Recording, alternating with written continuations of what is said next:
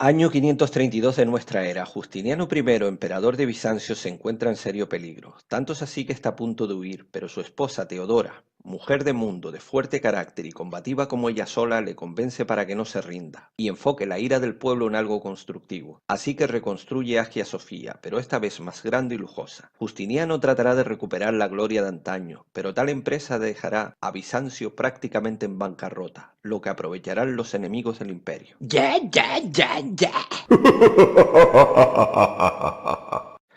En el 610, Heraclio sube al trono de un imperio amenazado por ávaros y eslavos en Occidente y por persas sasánidas en Oriente, que invadirían Siria y Palestina, saqueando Jerusalén en el 614 y robando la Veracruz. La derrota de los cristianos bizantinos fue recibida con pesar por los musulmanes y con júbilo por los zoroastrianos y judíos.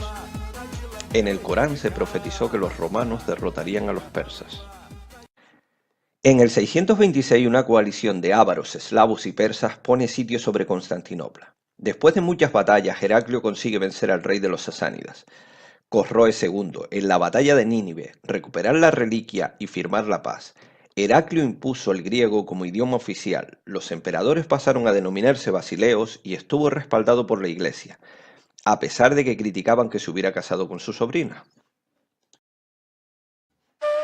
Constante II, el barbudo, el barbado, o bueno, como lo quieren llamar, lo cierto es que era nieto de Heraclio, inicia su reinado con la pérdida definitiva de Egipto y Armenia, y luego Chipre, esta vez a manos de los musulmanes, que habían reemplazado a los persas sasánidas y perdido respeto a los bizantinos. Su hijo, Constantino IV, que había sido coemperador, hereda un imperio en franco declive. Se ve obligado a aceptar la creación de la provincia búlgara de Moesia, dentro de su propio territorio. En el 674 el califato omeya puso en jaque a Constantinopla, sometiéndola a un asedio marítimo que duró más de 4 años, mientras que por occidente los ávaros y eslavos, aliados de los musulmanes, invadían más y más territorio, atacando Tesalónica. Al final rompieron el sitio derrotando a la flota con fuego griego.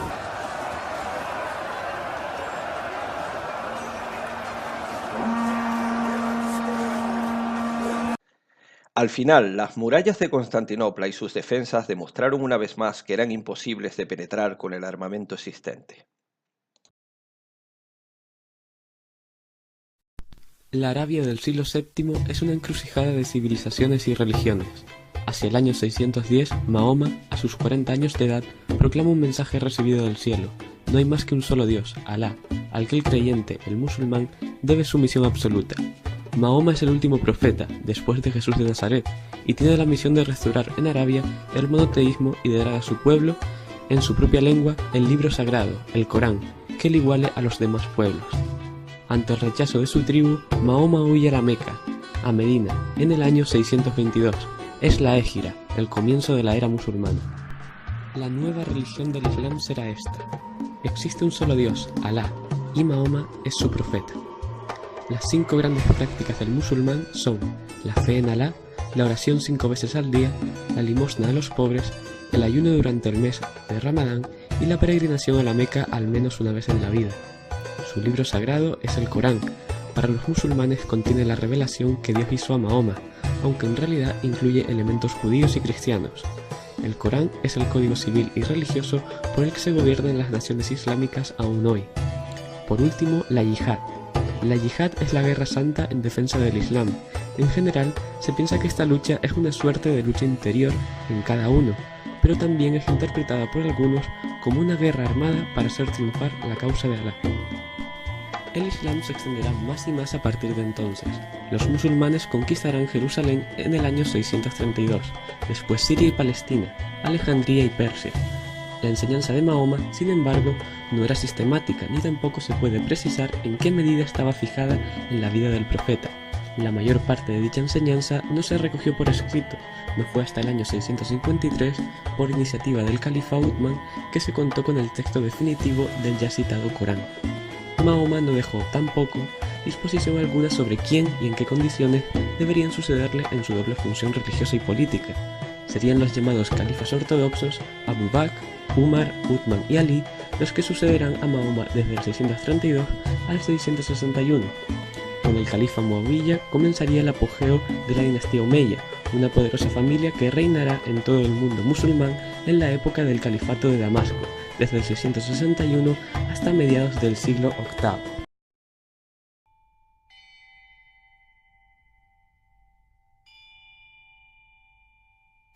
En el mundo de la cultura, las invasiones de los pueblos germánicos suponen un choque entre dos corrientes muy distintas: la cultura romana mediterránea y la cultura bárbara de los pueblos germánicos.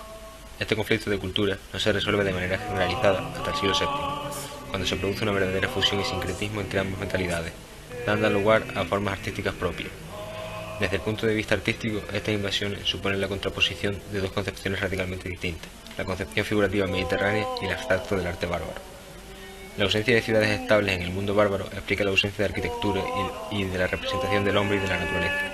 En consecuencia, la orfebrería es el arte que prima entre los pueblos bárbaros, y encuentra su expresión a través de dos estilos, el zoomorfismo y el policromismo.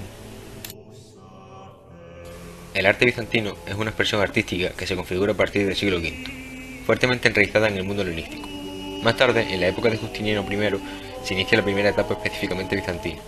Es la conocida Primera Edad de Oro, que comprende entre los siglos VI y VII, y es la etapa de formación del arte bizantino en sus aspectos formales. Este arte constituye uno de los episodios más grandiosos del arte universal. Se fundamenta sobre todo en el arte griego y paleocristiano, con grandes influencias orientales, como la persa y la musulmana. Para los templos, se usa con preferencia la planta centralizada o de cruz griega, con grandes cúpulas sobre pechines. Aunque los materiales constructivos no son especialmente ricos, sí lo son su decoración, a base de mosaicos y pinturas murales. El arte bizantino se va a dividir en cuatro grandes etapas: el arte proto-bizantino, la querella iconoclasta, la primera edad de oro y la segunda edad de oro bizantina. Los primeros objetos del arte islámico son muy difíciles de distinguir de los objetos de épocas anteriores, como pueden ser los del Imperio sasánida o bizantino. De hecho, el Islam nace en zonas donde el arte parece haber sido poco abundante, pero rodeado de imperios notables por su producción artística. Es por ello que en los inicios de los artistas utilizaron las mismas técnicas y los mismos motivos que sus vecinos. Se conocen especialmente una abundante producción de cerámica sin brillo. Entre los omeyas, la arquitectura religiosa y civil crece con la introducción de nuevos conceptos y diseños. De este modo, el plano árabe con patio y la sala de oración hipóstila se convierten en plano modelo a partir de la construcción. En el arte de la cerámica conoció por lo menos dos grandes innovaciones: la invención de la fayenza y la cerámica de brillo metálico, que perdurará durante mucho tiempo después de la desaparición de la dinastía omeya. A pesar de que el principal protagonista durante el siglo VII fuera el Islam y su rápida expansión, el cristianismo tuvo por su parte algunos logros notables durante este periodo. La ortodoxia católica se fue asentando cada vez más en la Europa bárbara y se extendía hacia el norte, reintroduciéndose en Gran Bretaña. Algunos de los distintos pueblos germánicos, al tiempo de entrar en contacto con el Imperio romano, fueron adoptando el arrianismo, herejía cristiana, como religión, no tanto por motivos teológicos como por motivos políticos y como medio para salvaguardar su cohesión como grupo frente a la inmensa mayoría de provinciales católicos. No fue hasta el Tercer Concilio de Toledo, celebrado en el 587, que el reino visigodo se convirtiera al catolicismo. En Italia, en el reino lombardo, esta conversión no se llevaría a cabo hasta el 671.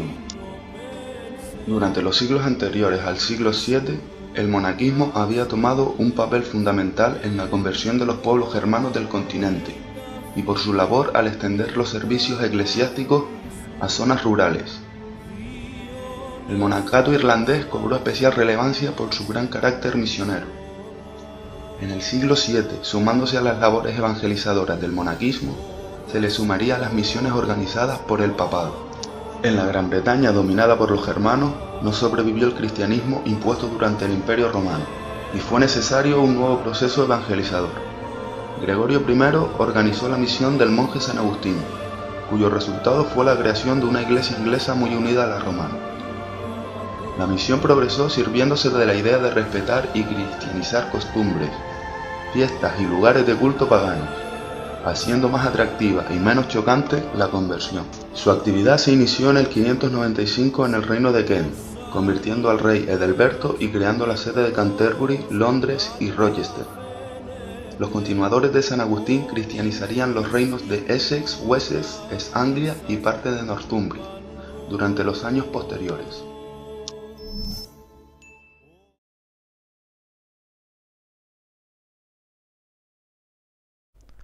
Ponemos varios reinos, imperios y grandes extensiones de terreno con respecto a Europa y África. Nos aproximamos a las vastas regiones de Oriente, específicamente a Japón y el Imperio Chino. Recordar que no podemos hablar de época o etapa feudal en los ámbitos intrínsecos del contexto de Oriente, ya que son conceptos con connotaciones europeas de las que estas regiones a estudiar se encuentran absortas. Empleamos los términos de dinastía en el caso de China y periodo en el caso de Japón para las explicaciones de la historia lineal de su pasado. Nos movemos en torno al siglo VII de la era cristiana. En el Imperio Chino, que abarca toda esta extensión de terreno, transcurren dos formas de gobierno: la dinastía Sui Daxing, del 581 al 618 después de Cristo, y la Tang Chang'an, desde el 618 hasta el 907 después de Cristo. La dinastía Sui estuvo compuesta por el gobierno de 3 emperadores, pero el que marcó una etapa relevante en el transcurso de China fue el emperador Yang. Yang había reunificado el imperio de China, empleó un ejército firme y leal, aplicó unas políticas monopolistas sobre la economía agraria, con métodos arcaicos claramente, pero todo ello propició una época de paz con el surgimiento de un nuevo sistema político, conformado por 3 departamentos generales y 6 ministros bajo la influencia directa del emperador. Y aunque no lo pareciera, había separación de poderes, y esta separación se hizo ver entre la población con la consigna real de que se podía acceder a las grandes esferas políticas mediante el estudio y el esfuerzo intelectual. A posterior, los Tang, que era la siguiente dinastía, se les consideró la más brillante. Habían convertido China en un país poderoso y próspero, con una renta económica alta, un numeroso ejército indiscutible, la política regia y un nivel cultural en auge, gracias a sus distintos escritores y pensadores taoístas y budistas. Aumentó su prosperidad y bonanza. Un dato curioso es que entre el 625 hasta el 706 después de Cristo estuvo Wu Zetian como la única emperatriz mujer de China. Cambiamos de plano geográfico y nos movemos a la formación de arcoíslas, también conocida por los occidentales como Japón. En Japón pasa lo mismo que en China. No podemos hablar de una etapa feudal, sino entender que su diferencia y registro histórico se cataloga entre distintos periodos. Denominado el periodo Sakura, entre el 552 y el 700 después de Cristo, las religiones budista y confucianista llegaron desde la cercana China y la lejana India. Esto hizo que el antiguo shintoísmo, la religión arcaica de los habitantes de Japón, fuese apartada. Esto creó fuertes tensiones y una guerra secular.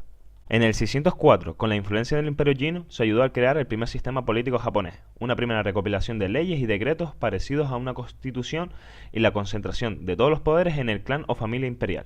Luego llegó, en el 645, la reforma de Taika, que establecía la autoridad central en la figura del emperador. Este emperador, de nombre Kotoku, cambió su control estatal por un arriesgado control provincial.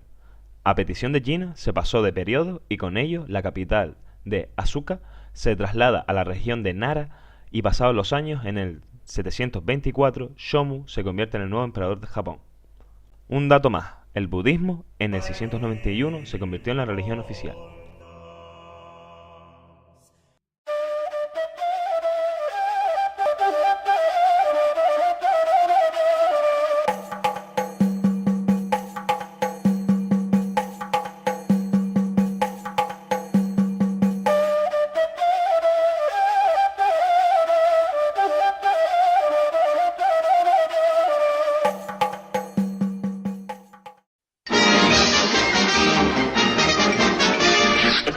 Eso es todo, amigos.